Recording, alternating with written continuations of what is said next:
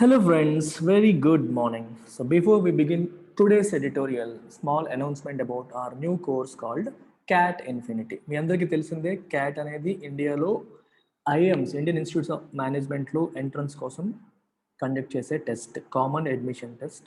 So దీంట్లో మీరు score చేసి ఐఎమ్స్లోకి ఎంటర్ అవ్వగలిగితే టాప్ బి స్కూల్స్లో, ఐఎమ్స్ లాంటి టాప్ బి స్కూల్స్లో మీరు ఎంబీఏ చేయగలిగితే ప్రైవేట్ సెక్టార్లో మంచి సాలరీస్, మంచి పొజిషన్స్లో మంచి కెరియర్ని అందుకోగలుగుతారు.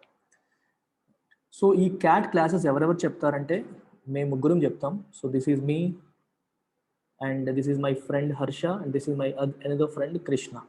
సో వర్బల్ ఎబిలిటీ నేను టీచ్ చేస్తాను, క్వాంట్ హర్ష టీచ్ చేస్తారు, and LRDI logical reasoning and data interpretation Krishna sir teach చేస్తారు. And Harsha sir and Krishna sir ఇద్దరికి కూడా 99.3+ వచ్చింది క్యాట్లో. సో వీళ్ళిద్దరు కూడా 10+ ఇయర్స్ నాలాగే 10+ ఇయర్స్ ఆఫ్ కార్పొరేట్ ఎక్స్పీరియన్స్ కూడా ఉన్నవాళ్ళు. సో మీకు సబ్జెక్ట్ స్కిల్స్తో పాటు ఇండస్ట్రీ ఎక్స్పోజర్, వాళ్ళకున్న ఇండస్ట్రీ ఎక్స్పోజర్ కూడా మీకు అందుతుంది. కృష్ణ సార్ ఐసిఐసిఐ బ్యాంక్లో పనిచేస్తున్నారు, గత 13 ఏళ్ళుగా పనిచేస్తున్నారు, 11 ఏళ్ళుగా పనిచేస్తున్నారు. అండ్ హర్ష సార్ కూడా పేపాల్లో పనిచేస్తున్నారు. సో ఈ ఇండస్ట్రీ ఎక్స్పీరియన్స్ కూడా యాడ్ అయ్యి ఒక ఆల్రౌండ్ ఎబిలిటీ మీకు బిల్డ్ అవుతుంది. All are CAT 99%. సో ఇది ఇనాగ్రల్ ఫీ 20,000, మీరు 4 ఇన్స్టాల్మెంట్స్ ఆఫ్ 5,000 ఈచ్ రావచ్చు. అండ్ దీంతో పాటు గవర్నమెంట్ జాబ్స్ ఏమైనా మీరు రాయాలి అనుకుంటే bank infinity course is being given free of cost. అంటే క్యాట్ లెవెల్లో ప్రిపేర్ అయ్యేటప్పుడు బ్యాంక్ ఎగ్జామ్ క్రాక్ చేయడం ఈజీ అవుతుంది. సో ప్యారల్గా మీరు బ్యాంక్ ఎగ్జామ్ రాయాలి అనుకుంటే ఆ కోర్స్ కూడా మీకు దీంతో పాటు ఫ్రీగా వస్తుంది. ఈ నెంబర్కి మీరు కాంటాక్ట్ చేసి జాయిన్ అవ్వాలంటే జాయిన్ అవ్వచ్చు. క్లాసెస్ ఆల్రెడీ స్టార్ట్ అయ్యాయి. That's about it. So let's begin today's editorial.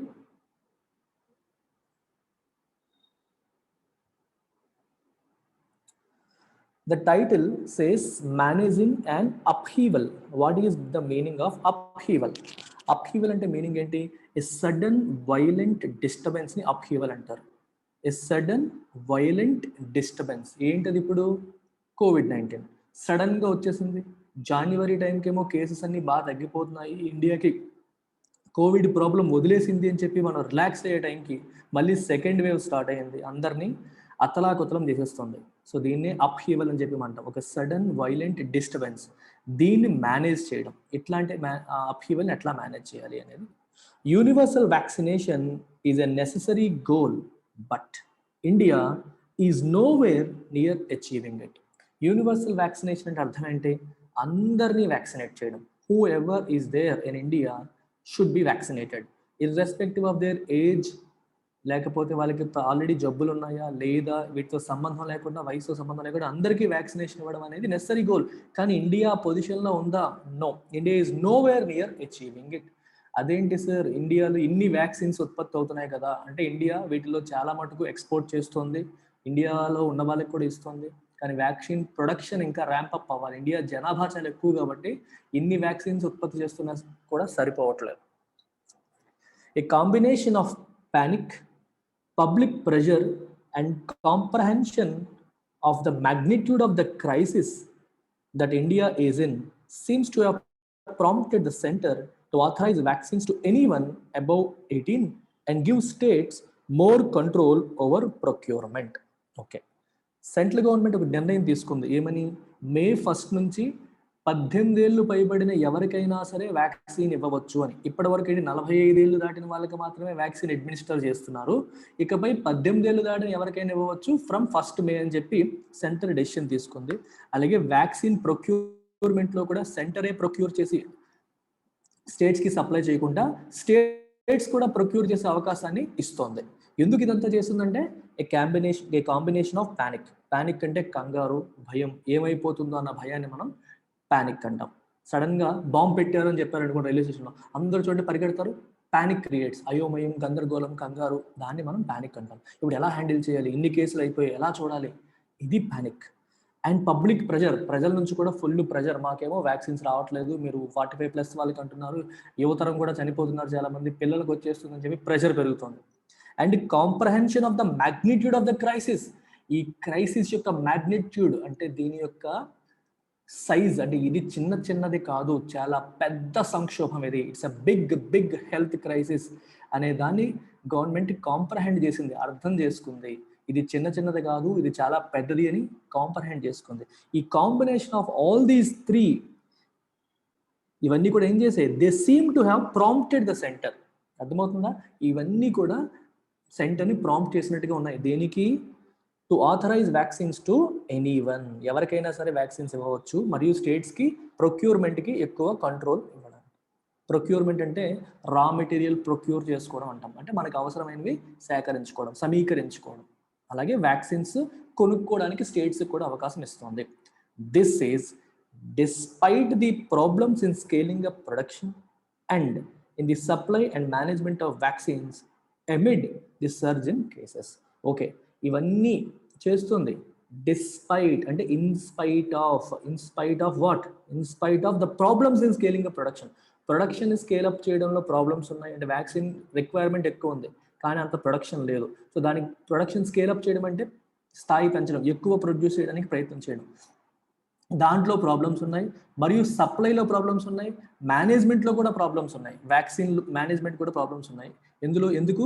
Amid this surging case. Amid అంటే ఇన్ ద మిడిల్ ఆఫ్, ఒకవైపు ఏమో కేసెస్ పెరిగిపోతున్న తరుణంలో there are problems in ramping up production, management of vaccines and supply of vaccines.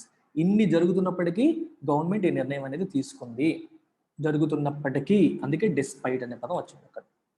The step could not have been easy to take. ఇది అంత easy step ఏమీ కాదు, ఇది చాలా ఆలోచించే చేసుకుని ఉండవచ్చు. It could not have been easy, డెఫినెట్గా ఇది ఈజీ అయితే కాదు.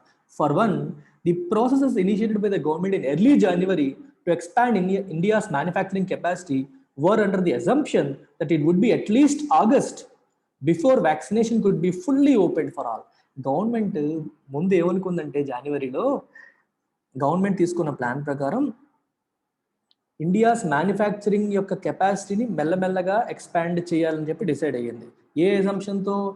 ఆగస్టు వరకు ఫస్ట్లో ఈ మనకి వైద్యులకి, పోలీసులకి, హెల్త్ కేర్ శానిటరీ వర్కర్స్కి, వీళ్ళందరికీ ఎక్కువ ఎక్స్పోజ్ అయ్యే వాళ్ళకి ఫస్ట్ ఇచ్చేసి, తర్వాత 45+ ఏజ్ గ్రూప్ వాళ్ళకి ఇచ్చి, అందరికీ ఓపెన్ అవ్వడానికి కనీసం ఆగస్టు అవుతుందని చెప్పి ఇనీషియల్గా గవర్నమెంట్ లెక్క వేసుకుంది. అయినప్పటికీ కూడా ముందుకు తీసుకొస్తుంది. In December, it was announced that India's priority would be to fully inoculate 300 million of the most vulnerable. ఎవరైతే ఎక్కువ వల్నరబులో, ఎవరైతే ఎక్కువ రిస్క్లో ఉన్నారో, ఎవరైతే ఎక్కువగా వైరస్కి ఎక్స్పోజ్ అయ్యే అవకాశం ఉందో, ఎవరికైతే వైరస్ ద్వారా హార్మ్ కలిగే అవకాశం ఎక్కువగా ఉందో, వాళ్ళకి ఫస్ట్ అలాంటి 300 మిలియన్ పీపుల్కి ఫస్ట్ ఇనాక్యులేట్ చేయాలి, అంటే వ్యాక్సినేట్ చేయాలి అని చెప్పి డిసెంబర్లో గవర్నమెంట్ అనౌన్స్ చేయడం అనేది జరిగింది. Given that 127 million doses have been administered, including a section of those above 45 without underlying health conditions, and 17 million have been fully inoculated, are about 5% of the intended beneficiaries. Okay, 127 million doses already administered చేశారు. ఎవరికి? Including a section of those above 45 without underlying health conditions లేని 45+ వాళ్ళకి కూడా ఇచ్చారు. స్టార్టింగ్లో already health conditions ఉన్న వాళ్ళకే ఇచ్చారు, ప్రాబ్లమ్స్ ఉన్న వాళ్ళకి ఇచ్చారు. ఇప్పుడు హెల్త్ కండిషన్స్తో సంబంధం లేకుండా 45+ గ్రూప్ వాళ్ళకి ఇవ్వడం జరిగింది. మరియు అందులో 17 మిలియన్కి ఫుల్లీ ఇనాక్యులేటెడ్. అంటే అర్థం ఏంటి? 2 డోసులు కూడా పడిపోయాయి, మొదటి డోసు సెకండ్ డోస్ కూడా పడిపోయింది. లేదా or about 5% of the intended beneficiaries. ఎవరికైతే ఇవ్వాలనుకున్నారో అందులో 5%కి ఫుల్ ఇనాక్యులేషన్ జరిగిపోయింది, అంటే 2 డోసులు కూడా పడిపోయాయి, ఇంకా చాలా మందికి పడాలి. At the optimistic rate of 3 million doses a day, it would take at least 260 days from today for every adult to get at least a single shot. Okay, ఒకవేళ రోజుకి 30 లక్షల డోసులు పడేటైతే 260 రోజులు పడుతుంది. ఈ రోజు నుంచి కౌంట్ చేసుకుంటే 260 రోజులు పడుతుంది. దేనికి? For every adult to get at least a single shot. ప్రతి అడల్ట్కి ఒక సింగిల్ వ్యాక్సిన్ షాట్ రావాలంటే కనీసం 260 డేస్ పట్టే అవకాశం ఉంది. At optimistic rate of 3 million doses a day. Optimistic అంటే ఆశావహం, పాజిటివ్గా తీసుకుంటే. నిజంగా నవ్వుతాయా అంటే చెప్పలేం, కానీ ఒకవేళ చేయగలిగినా సరే 260 రోజులు పడుతుంది అందరికీ వ్యాక్సిన్లు రావడానికి.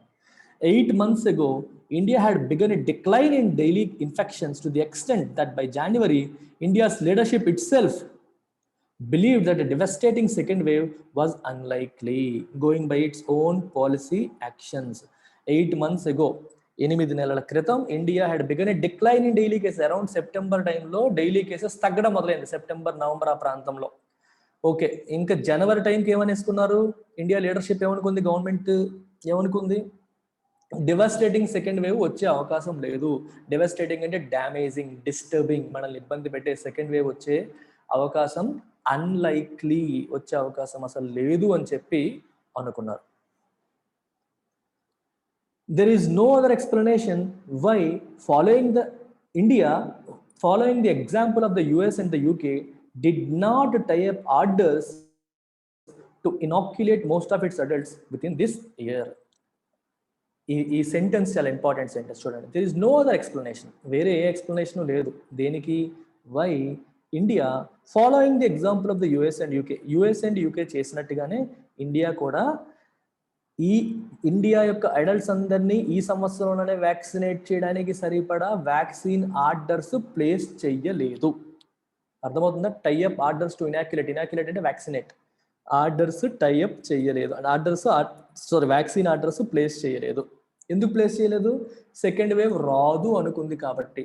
డివాస్టేటింగ్ సెకండ్ వేవ్ వచ్చే అవకాశం లేదు, మనకి రోజుకి కేసులు తగ్గిపోతున్నాయి, ఆల్రెడీ ఇమ్యూనిటీ బిల్డ్ అయిపోయి ఉంటుంది అనే ఉద్దేశంతో ఇండియా ఆర్డర్స్ ప్లేస్ చేయకుండా రిలాక్స్ అయ్యింది. India also applied different standards, ఒక్కొక్క కంపెనీకి ఒక్కొక్క స్టాండర్డ్ అప్లై చేసింది India. Waiving critical trials for కోవాక్సిన్కి కొన్ని ట్రయల్స్ చేయకుండానే ఎమర్జెన్సీ అప్రూవల్ ఇచ్చేసింది. But having stringent requirements for foreign companies మాత్రం రిక్వైర్మెంట్స్ చాలా స్ట్రిక్ట్గా పెట్టింది. వాళ్ళకేమో చాలా స్ట్రిక్ట్గా అన్ని ట్రయల్స్ అయ్యే లేదని అడుగుతుంది. ఇండియన్ కంపెనీస్కి మాత్రం వెంటనే అప్రూవల్స్ ఇవ్వడం అనేది జరిగింది. స్ట్రింజెంట్ అంటే స్ట్రిక్ట్ అని. The supply lines are thus inadequate, కాబట్టి మనకు వచ్చే సప్లై లైన్స్ అంటే వ్యాక్సిన్, మనకి రావాల్సిన వ్యాక్సిన్స్, వచ్చే వ్యాక్సిన్స్ ఇన్అడిక్వేట్, సరిపోయినంతగా లేవు. The second wave, one second.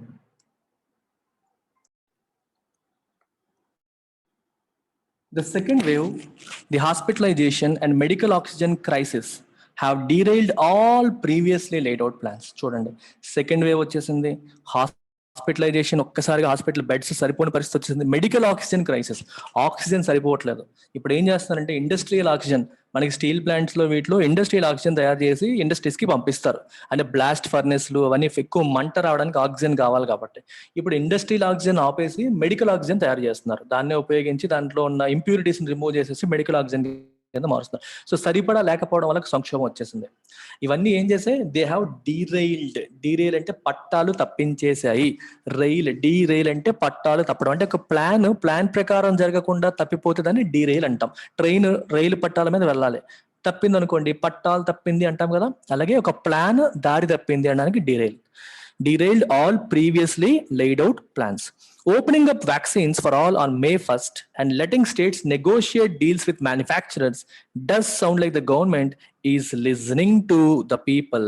But given the background of supply constraints until June, there is a likelihood that the story of vaccine shortage will surface more acutely. Okay, vaccines andarki open up cheyadam మరియు స్టేట్సే మీరే మ్యానుఫ్యాక్చరర్స్తో డైరెక్ట్గా deals మాట్లాడుకోండి అని చెప్పడం, ఇవన్నీ ఎలా ఉన్నాయంటే government ప్రజల యొక్క ఆకాంక్షలు వింటున్నట్టుగానే కనిపిస్తుంది. కానీ given the background of supply constraints till June, supply constraints మనకి జూన్ వరకు ఉన్నాయి, అంటే అడ్డంకులు ఉన్నాయి సప్లైకి, ఎందుకంటే ప్రొడక్షన్ ఇంకా పెరగలేదు, రైట్? దట్టు విదేశాలకు కొన్ని కమిట్మెంట్స్ ఇచ్చారు, ఇట్లాంటి చాలా ప్రాబ్లమ్స్ ఉన్నాయి. మరియు there is a likelihood that the story of vaccine shortage will surface more acutely. Vaccine shortage యొక్క స్టోరీ ఇంకా కంటిన్యూ అయ్యే అవకాశమే ఉంది.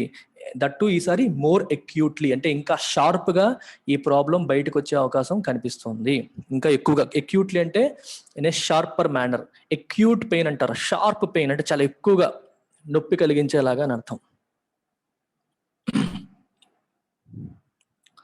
Leading international vaccinators such as Pfizer and Moderna have supply commitments already tied up, and it is unclear if merely the policy move of liberalizing vaccine supply will leave states in India with the finances and negotiating power to procure enough stocks of vaccines.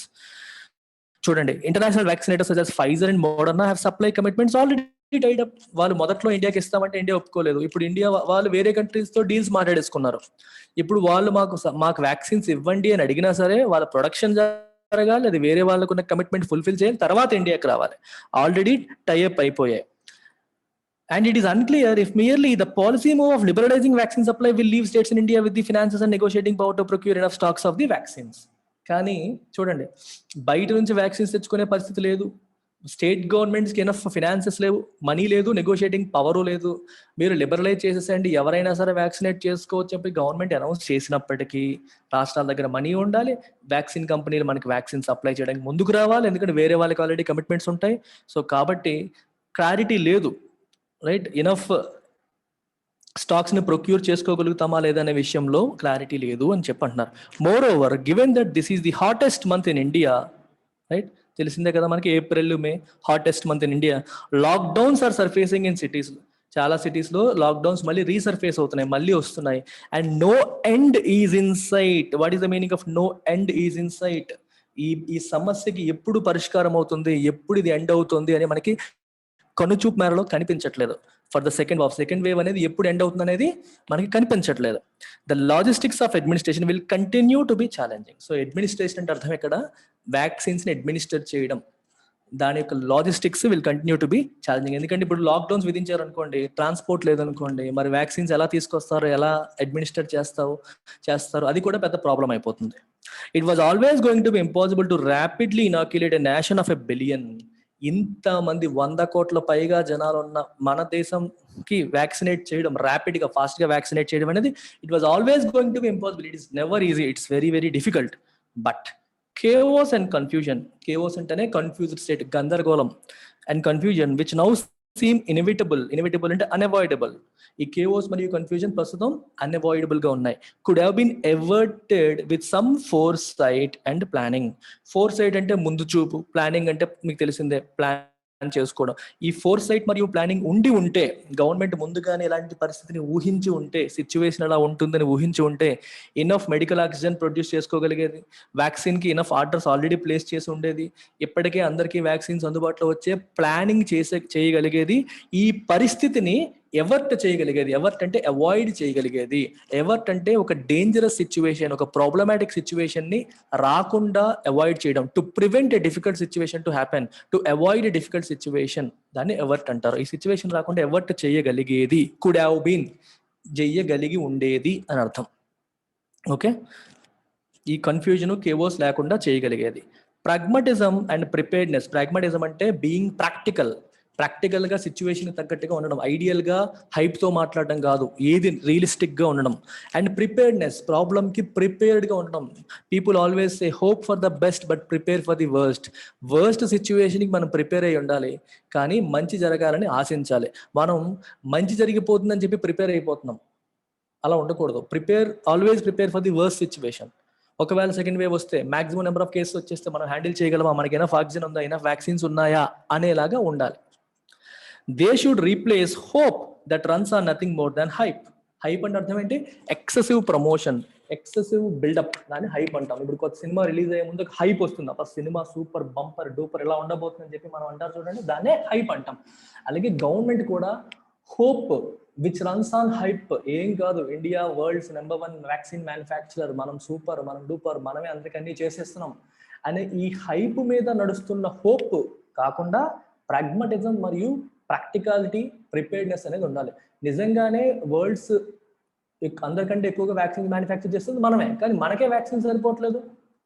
ఇది అబద్ధం కాదు, నిజమే. ఆ hype మీద hope ఉంది, మనమే ఇంత చేస్తున్నాం కానీ మనకేం ఇబ్బంది రాదులే అనే హోప్ కాకుండా ప్రిపేర్డ్ గా ఎంతమంది ఉన్నారు, ఎన్ని వ్యాక్సిన్స్ అందుబాటులో ఉన్నాయి, ఆక్సిజన్ సరిపోతుందా లేదా, ఈ ప్రాగ్మటిజం మరియు ప్రిపేర్డ్నెస్ అనేది ఉండాలి అని దీని యొక్క ఉద్దేశం. That's about it. Take care.